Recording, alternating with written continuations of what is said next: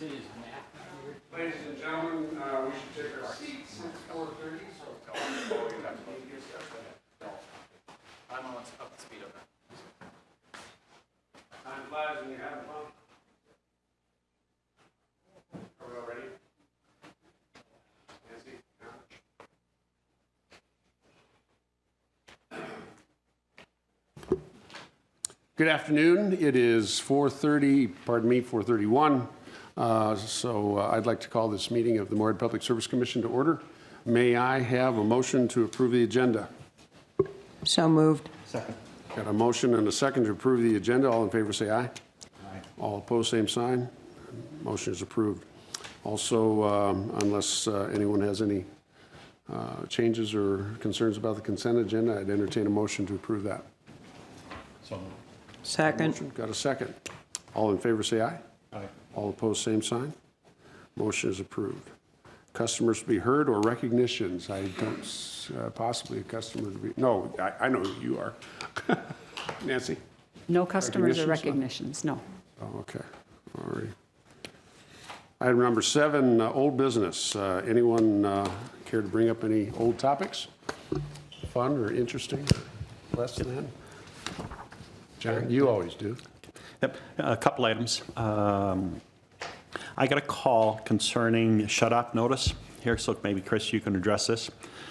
I had a call regarding water being shut off without them being informed that it was happening.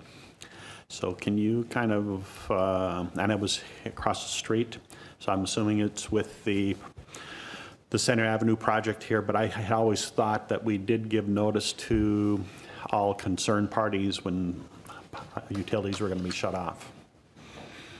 Oh, this was an interruption as a result of the work? Okay. I believe that would be the case, yeah. Just Chris Knudsen, Water Division Manager. Just to clarify, you're talking about the U.S. Bank building? Yeah. Yeah. I believe they were given notice the day of, but it was short of what our expectation was in terms of notice. Typically, we like to give 24 hours notice. So they did have an interruption yesterday, and I made sure that they were well informed of that particular interruption. And as of yesterday evening, they're on the new water main, so there'll be no further interruptions. But I clarified that expectation with our contractor that the notice given from my standpoint was inadequate. So is the notice supposed to come from the contractor then, not from the utility? Typically, the contractor, it can be a combination of the two, or sometimes we do it as well. So typically, it's kind of a team effort, but in that case, it didn't materialize. Okay.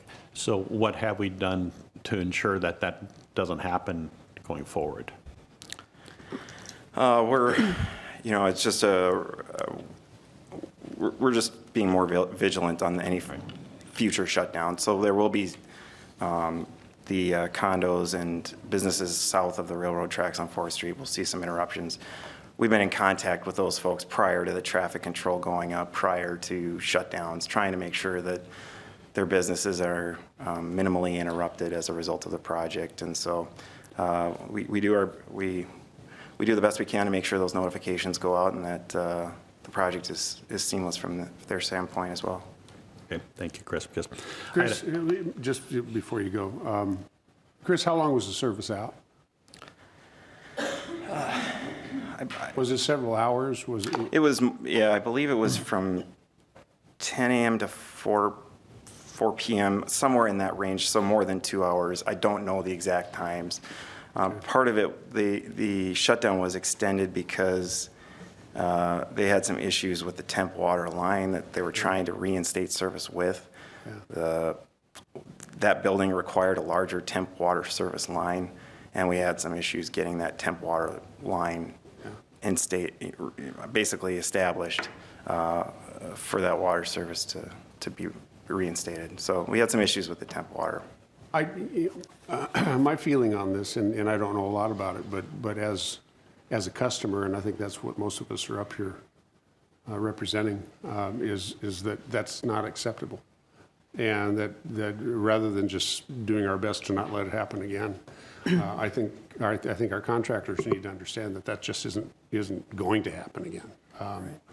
that's a lost day for those businesses and those people that occupied that building. You know, they don't have sanitary, you know, it's a lost day. And without notice, so they've got people that have reported for work and they're sending people home and their customers can't come. That's just unacceptable. And so whether we have to revise a policy here so that that is reflected in our contracts or whatever, you know, I was on the downtown side of these projects for a long time, and I listened to a lot of property owners and business owners when we came through doing projects like this. And for some of them, a day lost is a big deal. And we just can't be the ones that are causing those kinds of troubles for our business community. So somehow we either address this in a policy sense or we review our policies to see if it already is covered. But I just can't see that we can allow a contractor to just simply suddenly, without real notice, turn off the service. That's just that just can't happen. Yeah. And that's with electricity as well. You know, we can't do this. You know, that's affecting payrolls, that's affecting profit margins, that's affecting a lot of different things. You know, for a bank, for crying out loud, it's affecting how they're operating within the monetary system and how that bank is having to react. So if we may, and if we could, let's just see to it that we don't see this. Understood. Okay. John? And then, Dave, you may respond. There was some email communication regarding a collection item that was turned over to the collection agency. I don't know if that had been resolved. You had. Was this the one last month? Or? Yeah. The one last month that you had. It was just a communication by email, and I didn't know. Nancy, I'd have to turn to you to respond. That, you know, that's a few weeks ago. I'm not recalling the exact incident. It was maybe something turned over to a collection agency. It was a timing issue maybe, where we had given a customer a certain amount of time to pay a final bill, and the transaction, the payment and the timing crossed in the mail basically. So the file was sent for collection. The next day, the payment came into our office, and I think there was a lapse in time before we reported that back over to the Mark worked directly with to the collection agency. So everything has been squared away. The customers, you know, we made sure that the customer's credit history was not affected by that. The payment was late. It was after all the deadlines that we had put in place, but we made sure that the collection agency had not reported it to the credit bureaus yet, so his credit history is clean from our perspective. My thought here and I understand how this happened here, but I'm just wondering here, as far as added touch, if we wouldn't provide a year's credit monitoring service to a customer when something like that happens. I don't know if that has to be a policy because I don't see that happen very often to us, but it just seems to where we could just take a step up and go a little extended here for us to do something more than just say, I'm sorry. It's more of a question than anything. We can take a look at that. We do some things when our customer service isn't quite up to par. You know, we do things, so we'll take a look at that and see if we think that should be something we should offer at this point. Thank you. Anything else? Nope. Mary? No. Nope, okay. I have no old business. Moving on to reports, City Council. Heidi's here with us this week. Good to have you back. Yeah, I'm sorry about that. Sorry about being back. We've missed you. And that other guy, you know, he was getting kind of old. He was getting kind of old Yeah, well, already. Yeah. You guys have had me for like 7 years. Oh, I know, we like you. I hope Steve's watching. Well, I'm glad you didn't make me reintroduce myself. I don't have any reports other than it's just busy with construction projects, as everybody can tell, driving around downtown. Yeah, I don't Driving around practically anywhere. practically anywhere, Yeah, correct. Yeah, it is a busy season, but It is what it is. this is our opportunity to do that, so. Your co-liaison made a big announcement last week. Yep. Any conversation at all about whether someone else might slide into that Okay, seat for a while? or- well, that's a good point. Thank you for bringing that up. We can chat about that real quick. Okay. Yep, as you all know, or hopefully you've heard by now, Councilmember Steve Gertz has put in his resignation. He will be done in August. And the council is looking at how to fill his spot, but it looks like we will follow along with the election, being there's a special election this year. So the spot will be on the ballot for Ward 4. There has not been talk that I have been involved with regarding who will fill the alternate slot on MPS. Chris, City Manager Volkers, had commented to me that it was a concern and we wanted to get somebody appointed as soon as possible, but Okay. but no, Steve will continue to show up every once in a while until August, and Yeah. and He's then getting probably old, though. and then probably still stick around. Oh, he's not going anywhere. No, It's not like he's leaving town. That's right. Okay. All righty. Well, thank you for that. I was just curious whether there had been right, any right. conversation. No, about not at this point in alternate. time. I haven't spoke with the mayor either, so Cool. I don't have any knowledge. All righty. Well, exciting times. Members of the Public Service Commission, anything to report from your communications or activities? Nope. Shaking heads, okay. I'll report briefly. I traveled last week on our behalf to the national annual meeting of APPA, the American Public Power Association. Good meeting. I've been to the annual a couple of different times. It's a great gathering of general managers and board members and a lot of city officials, there are a lot of city managers and city administrators and council members and so forth. So it's fairly high level conversation, about 1,700 of us, I think, that were in attendance. Lots of topics, really great topics, including, in fact, John brought this to my attention too, leadership in rate design. Bill attended that one while I was at one on succession planning. I think that made him nervous, so he didn't go to that one.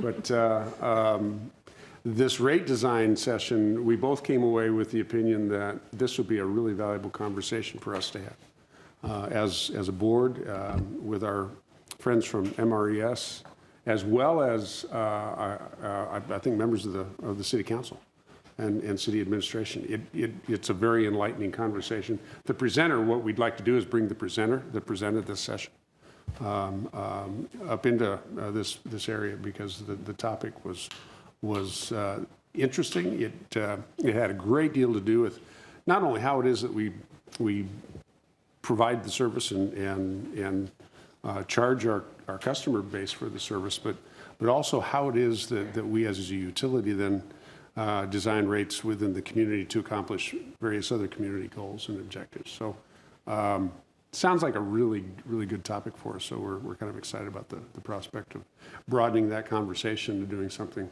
that we can all participate in. So good collaborative sort of an effort. Other than that, just to mention, we were in Austin, Texas. I used to live there. There's a community that is on a fast track, growing like crazy. They've done a lot of things well. They're feeling a little bit more like Houston, which they would hate to hear that I said that. But boy, it changed a lot from the days I was there. It was fun to see it. But there's a city that has a lot of growing pains in various aspects. So a laboratory in urban design, I guess. Nancy, General Manager's report. Nothing other than what's in the written. Okay, all right, thank you. Moving on then to item number 9, which is calling for us to approve the 2018 audited financial statement I guess we'll start out with you, Nancy, and your presenters, or Yeah, we're Mark? going to ask Controller Mark Moylanen to come up and introduce our auditors. Okay, good deal. Mark, you got it. Hi, good afternoon. Mark Moylanen, Controller, Customer Service Supervisor. This afternoon, I'd like to present Luke Evenson from Eide Bailey to present the 2018 financial audit and findings. The 2018 audit took place on site here at Moorhead Public Service Monday, March 4th, 5th, and 6th. They did a lot of their on-site field work. We utilized their portal so that we could send a lot of the stuff over the last week of March and early April. I'm sorry, end of February, early March, so they could do some preliminary field work. And we wrapped up our portion of the financial write-up and reviews and everything on May 9th and presented it to them. And we were hoping to present this last month, so there was a little bit of delay. And so at this time, we'd like to present it 1 month late. And I'll present Luke Evenson.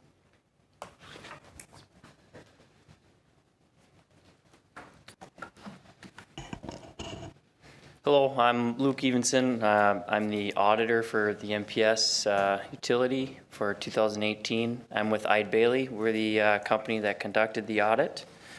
Today we're going to go over the financial statement audit that covers the period of January 1st, 2018 to December 31st, 2018. And we'll start by going over the executive summary.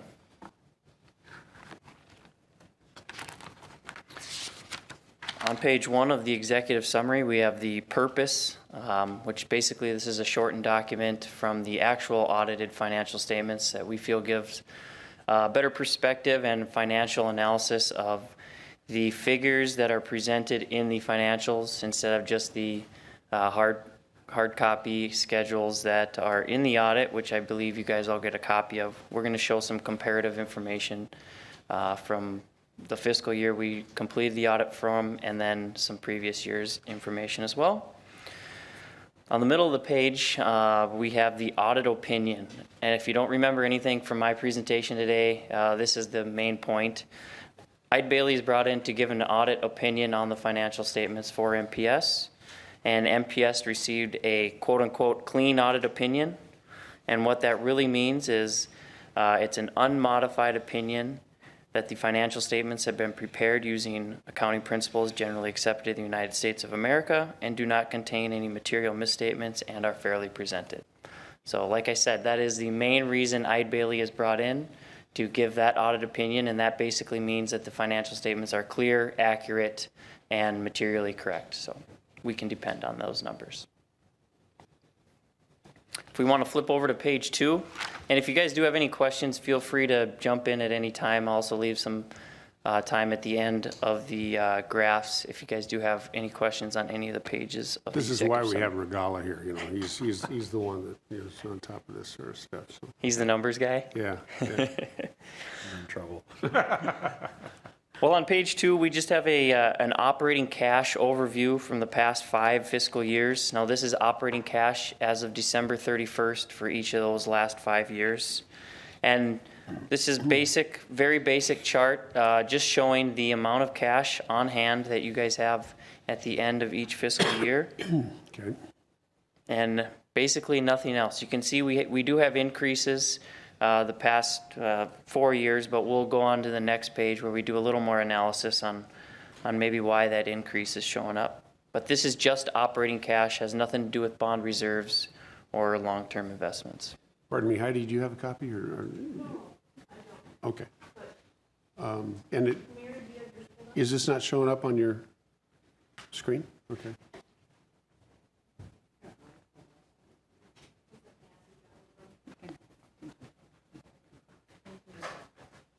I had a little technical difficulty myself. It would not punch up from the index, which is weird, so I think we need to get our IT people involved again. So. Okay. Everybody have a copy in front of them now? Are we Okay, ready now? Okay. perfect. Please continue. Sorry for the interruption. No problem. On page 3 is another cash analysis graph. This time we separate the electric and water fund out. But this is what we call days cash on hand. And what this ratio really represents is, can an organization pay its expenses with the cash that they currently have on hand? So what we're looking at is the unrestricted cash and investment balances and what our operating expenses are, subtracting out our depreciation expense and adding our transfers out. Because depreciation expense is a non-cash expenditure each year, that's why we've excluded it. So you can see the days cash on hand for the past 5 years for the electric and the water fund. We did see an increase to 212 for the electric fund, and for the water in 2018, we had a decrease to 248 days cash on hand. So what that really is saying is how many days can we operate with just the current cash we have? Right.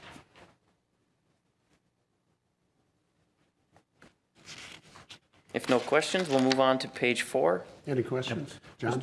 Oh, sorry. And then Mary. Go ahead. Question on 2016, why was the water cash on hand so much higher than where it is today?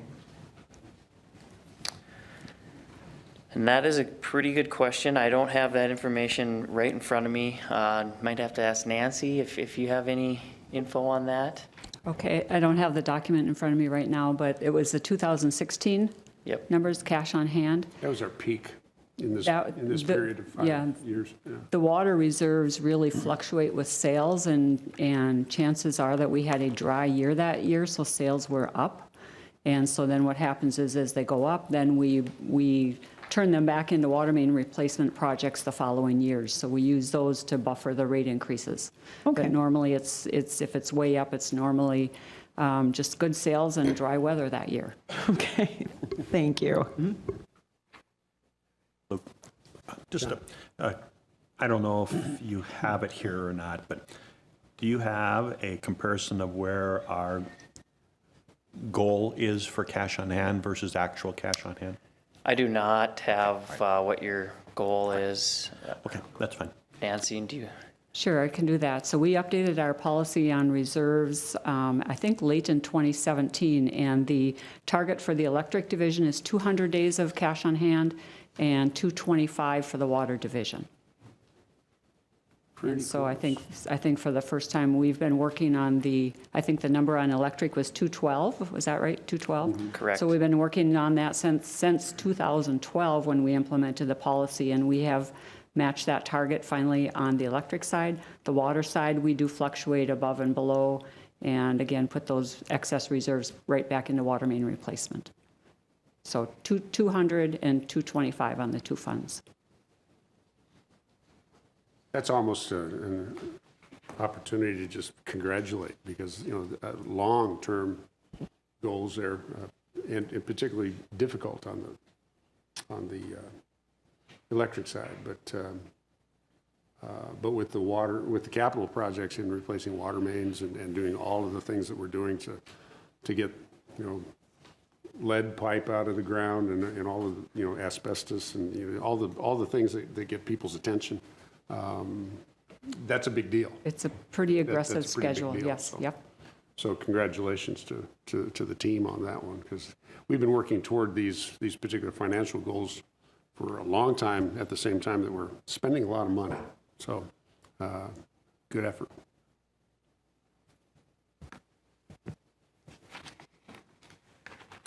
If we want to flip over to page 4, page 4 is an overview of the electric fund. And specifically, it says the statement of net position on top, but in my terms, that means balance sheet. So what we have is the balance sheet for just the electric fund for each of the last 5 years, with the total assets and deferred outflows of resources in blue, total liabilities and deferred inflows of resources in green, and then what our equity, our leftover, our net position in that red maroon color. As you can see from this graph, not a ton of changes in the assets for the blue line from 2017 to 2018. We had no major construction projects that I had noted. Not very, if we look at 2015 to 16, We had some, I believe we had the Oakport annexation in that year, so we saw a major increase in our assets as well as our total liabilities. But since then, we've made, we've saw an increasing trend in that asset number and a decreasing trend in our green line, the liabilities, so. They're going the right directions. Any comments, concerns? Okay. On page 5, we have the statement of net position now for the water fund. So exact same format for the graph, but this time for the water fund with the blue line, the total assets deferred outflows, the green line, the total liabilities and deferred inflows, and the net position in the red line. Once again, kind of similar looking graph, except for 2014 and 2015. Those were 2 years we were going through some pump house projects, which was a federally funded public finance authority loan was incurred. We had some construction expenditures, so we saw major increases in our assets and also in our debt. We also added net pension liability in 2015, so that was another increase in our liabilities line. But since that 2016, we've kind of stabilized a little bit and saw, modest increases since then. And in our assets, I should say, and also decreases in that green line and the total liabilities.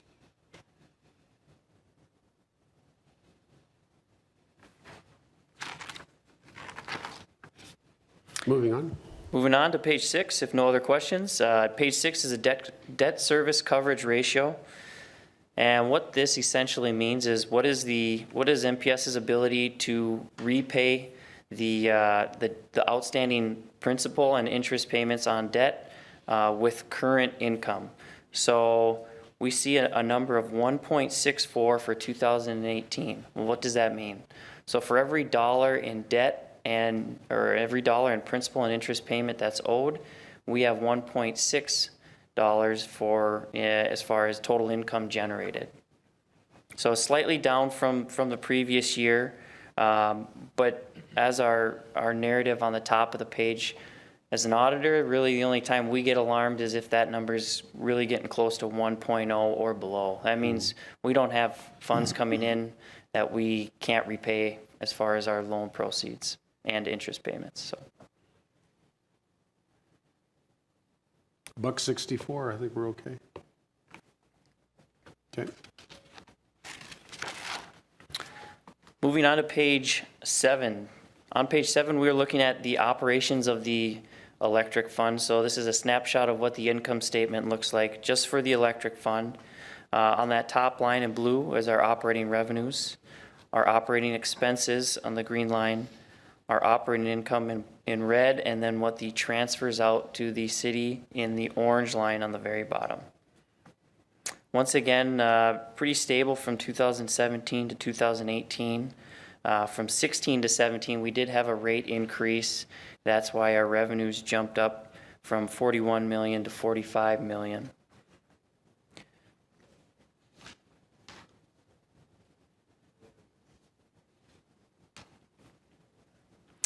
Otherwise, if there's no other questions, we'll move on to page 8. On page 8 is an expenditures overview for the electric fund. This time we've taken the expenditures and done a pie chart on what percentage each expenditure category makes up, with purchase power in blue, the distribution and transmission in green, depreciation and amortization expense in the red, admin costs in the orange, and then other expenditures, which would include interest expense, loss on a sale of assets in the purple color in the other category.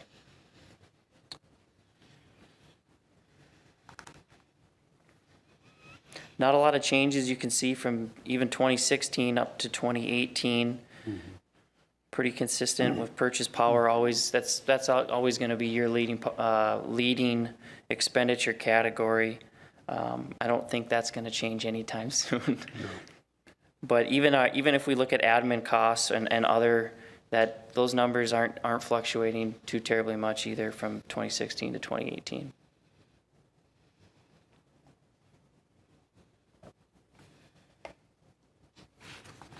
Okay. Okay. And then on page 9, the margin overview for the electric fund. Now, what we're looking at here is what our operating margin is, just for specifically the electric fund. That is the blue bar graph. The net margin is the green bar graph. And basically the difference between those two is the operating margin is just from our operating results, sales to customers, and then what our costs to deliver those services to customers.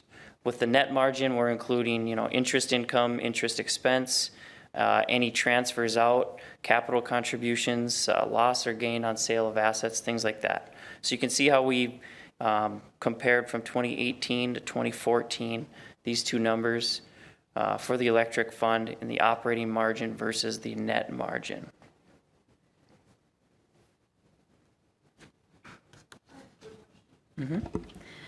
Do we know what happened in 2015? Or can you clarify why that would have been a minus 0.1%?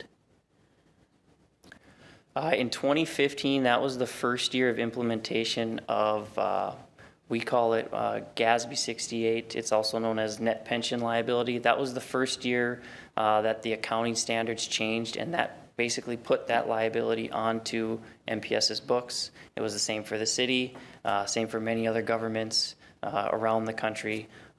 Basically just a change in accounting principle. Okay. And for the electric fund, I want to say it was probably close to almost $2 million change. So Wow. big change. I don't recall having seen a bar chart like that in our reports. Maybe I just missed it. Thought maybe you just ran out of green ink on that line.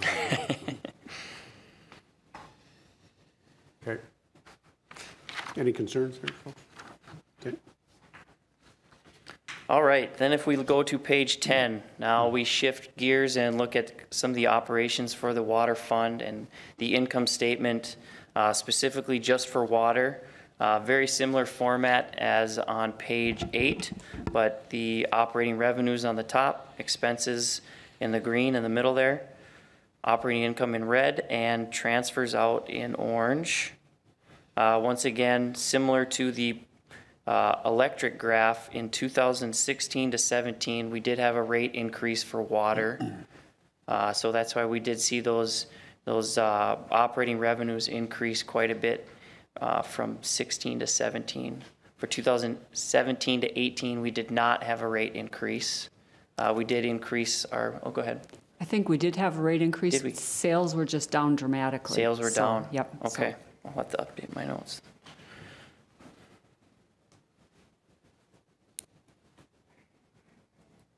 So that must have been a wet year where we didn't experience the increase in revenue that we would have anticipated that year.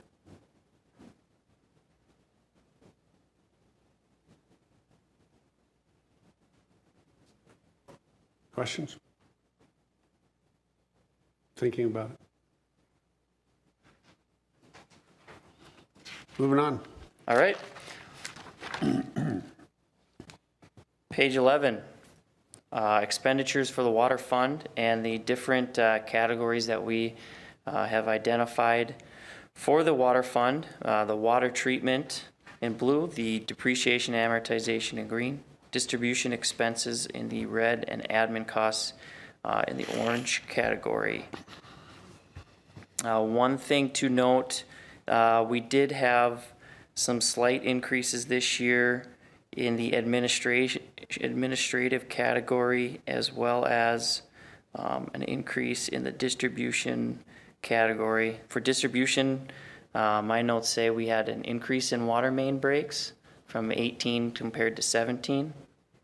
And I'm not sure if that was colder weather or probably was. Combination of things. Yeah. But And then the increase in the admin costs were from an increase in health insurance premiums in 18 compared to 17.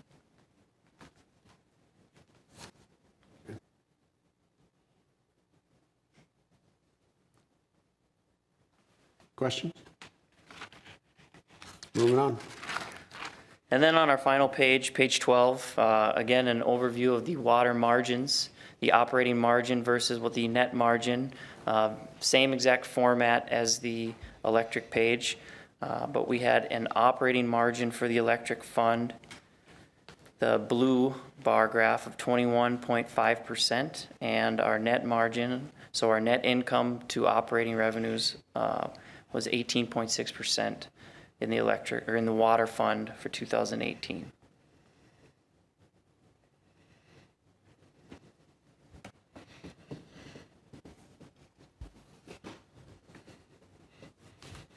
Any other questions from the commission? I would John. just say, do you provide a comparison between our utility versus the average of utilities throughout the country, like in comparison of financials here to see if we, or do you, I didn't see any notes of any trends or area concerns that you've noticed when you're preparing your audit? Yeah, no, we don't provide one, but if that's something you guys are interested, we certainly could put something together for you guys to review for the financial analysis. And as far as what ratios, probably some of the ones we've included compared to some of the other utilities around. Okay. Sure. It's always an interesting question, especially given our size and you know, being a municipal as opposed to some of these other for-profit companies and so forth. That it is an interesting question. You know, how we would compare to utilities, you know, of similar size and depth. In our staff annual report, which is later in the agenda, we do have some documents in there that compare us to APPA, American Public Power averages, so those are sometimes good to look at. Moorhead normally compares pretty favorably to the APPA numbers. So they are in that staff annual report, or annual management report. I think it's important that we at least have some comparisons, because it can give you an indication of any trends or concerns in areas that if your expenses are out of line or plant is too high compared to company payroll or whatever the case may be here for revenue. So that would be something that we should probably look at a little bit closer. Okay.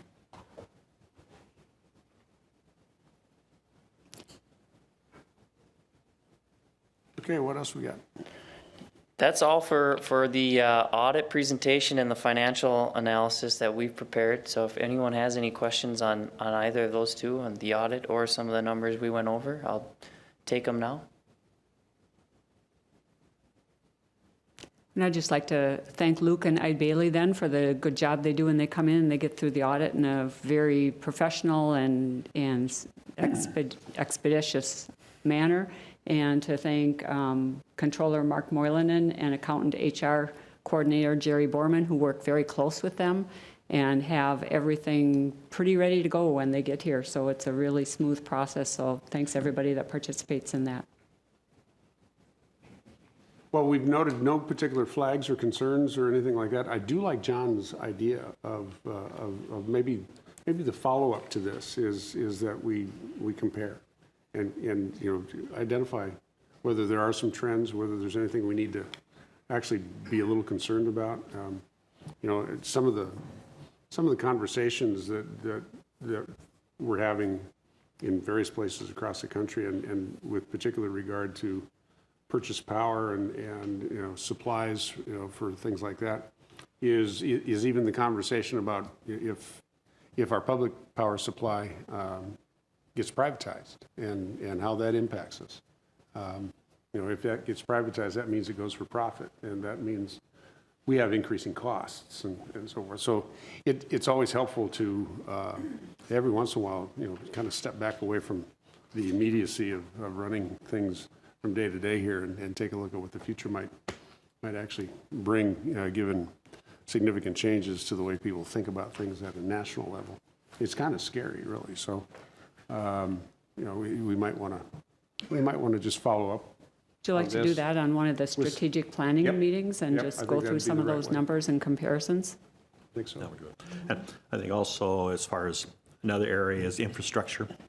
We've stressed the importance of it, but if our percentage is lagging behind the national average, we may want to readdress how much money we're putting in our infrastructure to make sure we keep up to what the norm is versus, we think we're ahead of schedule. That's our assumption, but we don't want to make an assumption on that important area of our utility. And we have provided a lot of emphasis on that. And in fact, we're spending a heck of a lot of money on water main replacement and so forth. And I know that we're way ahead of a lot of communities, but as you say, John, without kind of looking out from under our own little shell here once in a while, you know, how do we really know for sure where we are? So, yeah. Cool. Well, I guess if there isn't any other discussion, I'd either entertain a motion or at least get some direction from you about where you want to go. I think the staff would like us to approve this. I'd make a motion to accept the audit as presented. You got a motion? I would second that. And I have a second. Any further discussion? All in favor say aye. Aye. All opposed, same sign. Motion is approved. Thank you very much Thank you. to the staff and Nancy, Mark, you know, Jerry back there. You bet. Thank you very much for a good effort. Next on the agenda is item number 13, to approve specifications and authorize advertisement for bids for South Side Water Tower Project, the famous South Side Water Tower Project. Chris Hi, Chris. Knudsen, Water Division Manager. So the commission is familiar with this particular project in that we've been working on it for quite some time. It's really started the design process early this year. We bid the project in April of this year, and the qualified bid we received was higher than we anticipated, and as such, we're working towards a rebid process. A couple changes to the scope of the project in order to increase the competitiveness of the project to the market.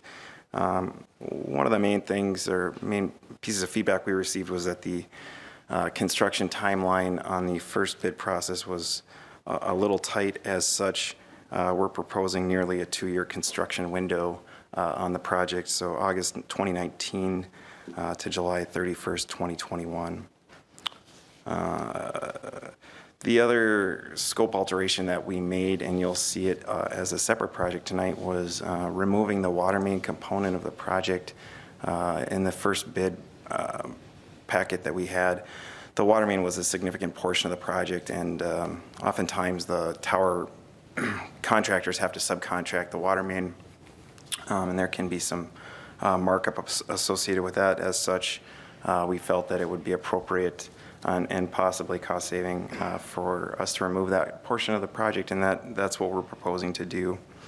The final scope alteration, which is not mentioned in the item, is with respect to testing some of the piles that are associated with the project. We had originally proposed testing each individual pile. We're backing off a little bit on that requirement in order to save some expense. So a number of factors have been taken to really try to increase the competitiveness of the project to the market, and we're hoping for better bids this go around.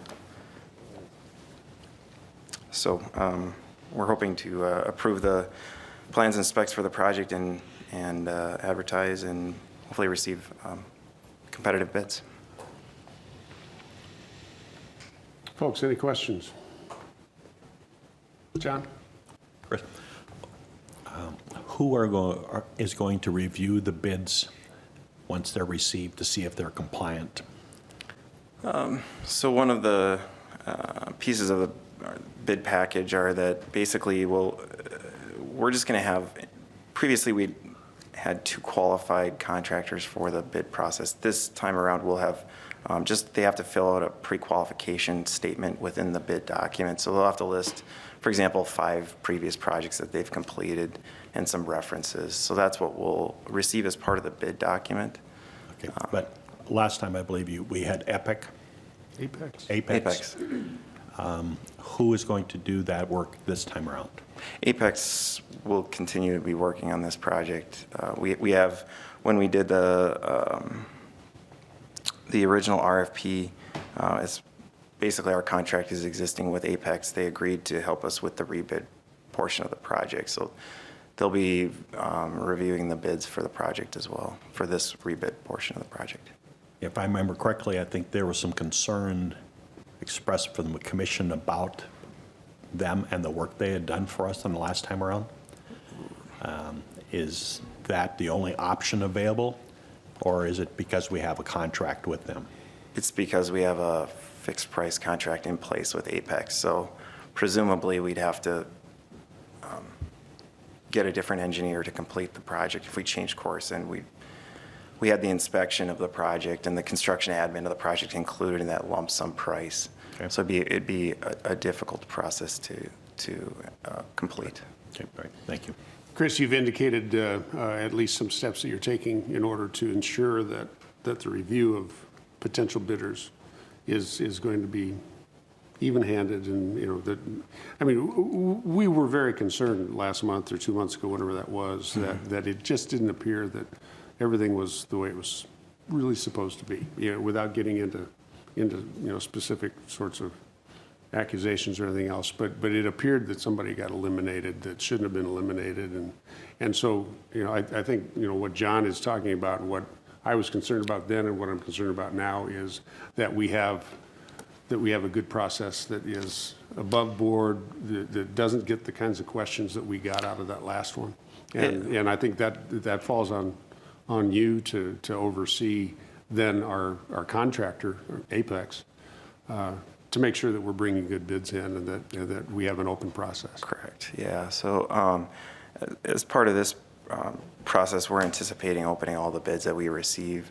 And then, one of the specifications that we have in the project is a 7-foot minimum form height. So we'll evaluate the bids and ensure that hopefully all the contractors can meet that requirement or determine which ones can't meet the requirement.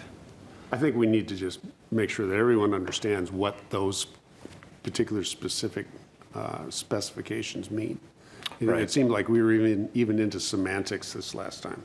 The minimum and maximums and whatever. People were looking at things, through different lenses, and we have to have the same lens on this project. So it's already backed us up. It's changed timelines. It's really kind of messed with our future. So it's just important that this one is really going to look good and smell right, all of that. Mary? I just want to echo the same concerns that these gentlemen have. I would like to make sure that the ethics are above board on this a little tighter than previously. So definitely. I would, is there anyone other than Apex that would be sitting in on it or looking at these? Whether an audit or an actual input or something? MPS staff and MPS attorney John Bolger also review the process and the bids as we move forward. So,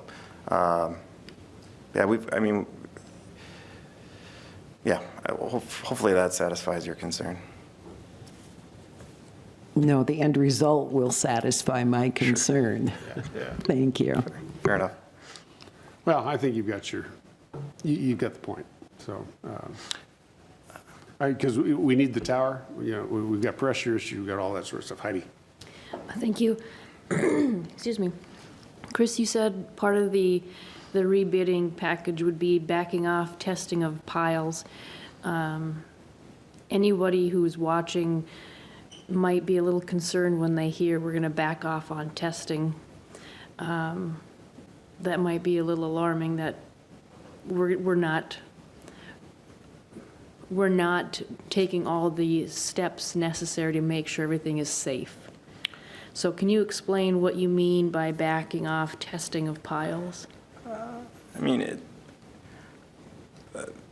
My impression is that it's more some of the feedback we got from contractors was that it's more typical to test a few of the piles instead of every single one. Okay. So we'd we'd previously had testing of every single pile. Okay. And that added a significant cost to the project. Okay.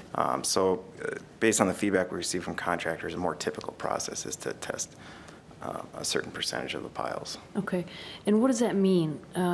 When you're testing piles, what, like, for the person who is not a water division manager, what does that mean for I mean, what are you actually testing? I believe they're just testing the load carrying capacity of the pile itself. So basically, we have some poor conditioned soils there, so we're Yeah. just trying to determine how much load each particular tested pile can hold. Okay. So that's my understanding. There could be more to it than that, but that's my understanding. Okay, and is there like a national minimum, or to be, I mean, I would imagine we have to have our towers certified at some point, for safety and OSHA and all, whatever. Are there general principles that you have to have a certain minimum that you test? I think, our testing requirements are going to be standard engineering practices and Okay. principles. They're going to fall within those guidelines. Okay, So so- we're not going to, it's not a safety concern or that we're deviating significantly from what others do. Okay, so basically, we were going above and beyond what the average or what the standard was, That would which was be- costing Yeah. more yeah. money. Okay, thank you. John? Yes, just maybe a clarification. When you refer to a pile, are you referring to a piling or the steel girder that's driven into That's the correct. soil? Yeah. So I'm more familiar with the term of a piling versus a pile here for it, so just appreciate the clarification, Chris. Thank you. Not a problem. And then one component of the tower that received significant interest was the design of the artwork associated with the tower. If you'll remember, we had two options for the artwork, a wrap versus a non-wrap option. In the specifications as we proposed them, we're just incorporating the wrap design into the base bid. So previously, we had an alternate where they could deduct, for the non-wrap option, there would be a deduction. Just based on the commission's previous action, we're looking at just completing the wrap option for the tower at this time. That could still be changed if that was desired by the commission. We could alter that. I particularly like the way you've separated out the two components into two bids. I think it's a really wise move for us to get main work done ahead of time, instead of having that a component on into 2021. So, good move on that one. I think Thanks. that makes a lot of sense. So we've got two items here associated to the same eventual outcome. What's your pleasure? Motion? Motion? Got a motion? For, let's take them one at a time. Yep. Got a motion and a second to approve item number 13 for specifications and authorizing advertisement for bids for Southside Water Tower project. Any further discussion? Hearing none, all in favor say aye. Aye. All opposed, same sign. Motion is approved. Moving on to item number 14, to approve specifications and authorize advertisement for bids for Southside Water Main Improvements project, as Chris has previously described. Any further comments on that one, Chris, before we look? Previously kind of discussed this item. I mean, the scope is generally 1,400 feet of 24-inch water main, basically taking it from the existing 24-inch, taking it from the existing 24-inch water main and bringing it to the tower. So that's what we're looking at here. Any discussion on the water main aspect of this project? John? Chris, I know there were some questions in the past regarding the capacity of the mains for fire protection. And with these lines going in, that should improve our ability to fight fires in the south part of town, correct? That's correct, yeah. I mean, the main itself isn't really the factor, it's the tower. That'll increase the firefighting capacity in that area of South Moorhead. specifically the industrial park area. We're also doing a project, in the McCarr 8th Street project, where we're adding a loop to the industrial park that'll also help that out. But both of these improvements will, the McCarr project and this project will help firefighting capacity in South Moorhead. Thank you. Mary, anything? Okay. I'd entertain a motion if you're ready to take action. Move to approve. Got a motion to approve item number 14, approving specifications and authorization, and authorize an advertisement for bids for Southside Water Main Improvement Project. Second. Second. Motion to second. All in favor, say aye. Aye. All opposed, same sign. Motion is approved. Item number 17 is an add-on to approve change order number 2 with Key Contracting for the Center Avenue Phase 3 Water Main Replacement Project. That's probably you again. Yeah. Hi, Chris. As the commission is aware, we've been working on this project since April of this year, and one of the significant developments with respect to the project was that the city is not going to be completing their street rehabilitation project that was originally planned to immediately follow our water main replacement project. As such, one of the planned coordinated pieces for the project, we had originally envisioned this project with a number of coordinated items, one of the significant ones being that we were going to leave the pavement a couple inches low, and that pavement would eventually be milled off by the city, and so we would save some significant cost in placing additional pavement. With the city not completing their street rehabilitation project, we basically have to add that pavement back into the project, which we didn't anticipate having to do. And then there's a number of areas within the project where we either place a hydrant or place some other things, and we wouldn't restore those things because they were included in the scope of the project for the city. So we basically leave those areas in gravel. So we have to do a couple things. We're looking at completion of the asphalt, bringing that asphalt up to grade, and then restoration of those areas that were previously left in gravel. So those are the two main pieces that we have as part of this change order. The other component is that we had to relocate some hydrants that were originally planned for other places or planned for spots where the city was going to move things and the hydrant would go there. We had to add some fittings for those hydrant relocations to new places. And then we ran into an unexpected condition which required some additional fittings as well. So basically the scope of the change order includes a majority of restoration pieces because the city project is not moving forward this year, and then some ductile iron fittings as a result of some field conditions and hydrant relocations. So a couple different pieces to the change order. Just got the change order finalized yesterday, so wanted to bring it to your attention before the paving work starts. So right now, on most of or a good portion of our holes, it's just concrete in there, and they'll actually start the milling and filling of those holes if the change order is approved. So, What's the timing for that work? it would likely be early next week, late this week or early next week. So we're trying to keep the project on track for, the project had an original substantial completion date of July 1st of this year. As part of this change order, we have a 3-week addition to the substantial completion timeline, and that's a result of the additional scope of work associated with this particular item. So more asphalt, more milling, more restoration. So we have to extend the timeline of the project. Chris, talk to us some more about the participation of really, the two parties paying for this. This is adding $102,000 Sure.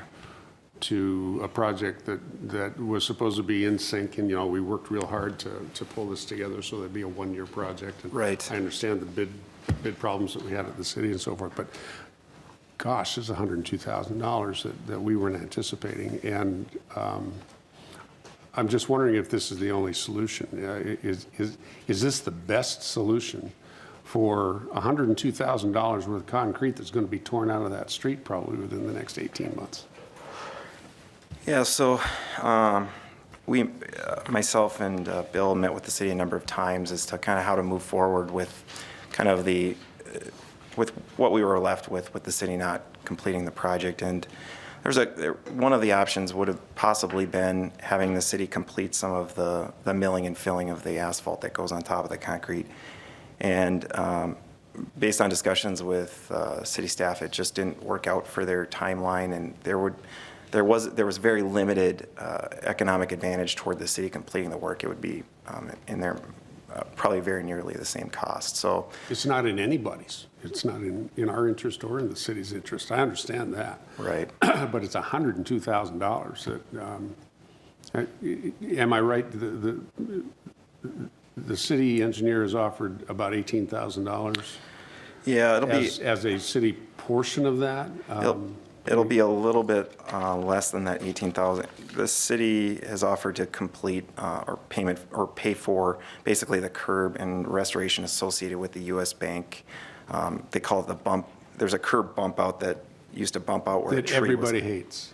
Yeah, that is, we removed, that work has actually already been completed. We removed it and placed pavement and concrete in that area already. So that work has actually already been done. That's in the scope of this change order as well. So. Any questions, commissioners?